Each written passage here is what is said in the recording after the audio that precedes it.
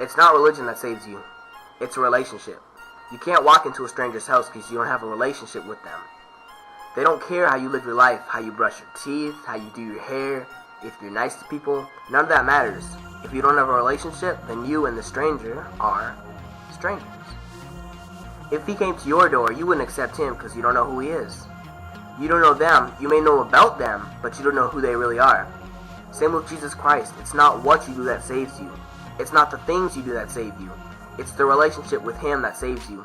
When you're dead and you have to stand face to face with him, it's the relationship that when you're face to face with him, he looks at you pointing towards the stairway of heaven saying, "Well done, my good and faithful servant." If you had no relationship with him and you try to enter heaven, he won't know you. That's why he has to say, "Depart from me, I never knew you." If we had only lived a relationship instead of a religion.